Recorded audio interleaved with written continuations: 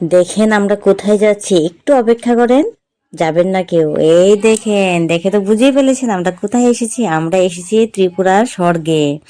আজকে স্বর্গতে এসেছি মাকে দর্শন করার জন্য। তো আপনারাও আমার সাথে চলেন, মায়ের দর্শনটা করে নেবেন সবাই।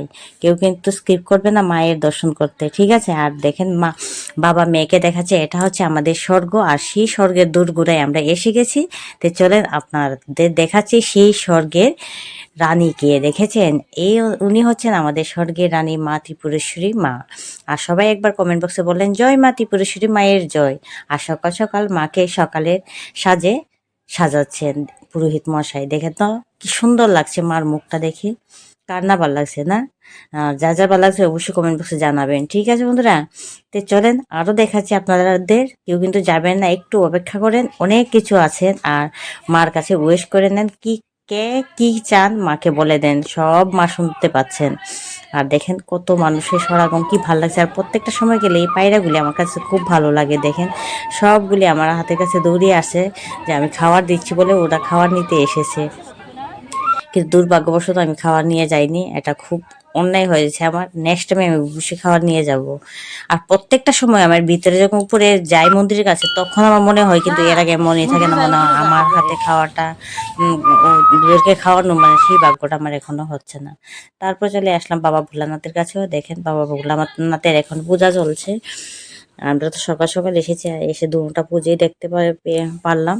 আর খুবই ভালো লাগছে। তো পুজোও কমপ্লিট হয়ে গেল, আর চারপাশে একটু ঘুরে দেখাচ্ছি। দেখে নেন কত সুন্দর আমাদের স্বর্গটা। আর যারা যারা ভিজিট করেনি একবার অবশ্যই আসেন, সেই স্বর্গ দর্শন করে যান।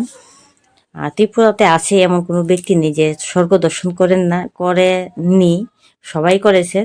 আর ত্রিপুরা বাইরেও যদি আমার ভিডিওটা কেউ দেখে থাকেন, অবশ্যই এখন আসেন ত্রিপুরাতে, স্বর্গ দর্শন করে যাবেন। খুব সুন্দর মায়ের মন্দিরটা। আর দেখেন বাবা ভোলানাথেরও পূজা হচ্ছে।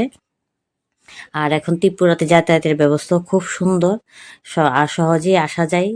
ত্রিপুরার বাইরে যারা আছেন তারাও এসে মাকে দর্শন করতে পারবেন, কারণ যাতায়াতের ব্যবস্থাটা এখন খুব সুন্দর।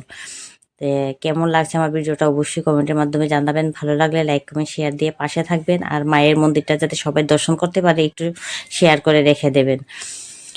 দেখেন মায়ের পূজার জন্য পাঠা নিয়ে যাচ্ছে। আর আসার সময় সিঁড়ির মধ্যে অনেক বয়স্ক মহিলা পুরুষ দেখতে পারলাম, তাদেরকে দেখে খুবই কষ্ট লাগছে এই রৌদ্রের মধ্যে। দেখেন আমরা উপরে যেতে পারছি না, তারা এখানে বসে আছে। আপনাদের কাছে রিকোয়েস্ট, আপনারা যতটুকু পারেন তাদেরকে একটু সাহায্য করবেন, এটাই আমার সবচেয়ে বড় রিকোয়েস্ট আপনাদের কাছে। তো নতুন আরেকটা ভিডিও নিয়ে আমি আবার হাজির হব। আজকের মতো বিদায় দিচ্ছি। সবাই ভালো থাকবেন, সুস্থ থাকবেন। টাটা বন্ধুরা, ভালো লাগলে একটু শেয়ার করে পাশে থাকবেন, ঠিক আছে বন্ধুরা? টাটা।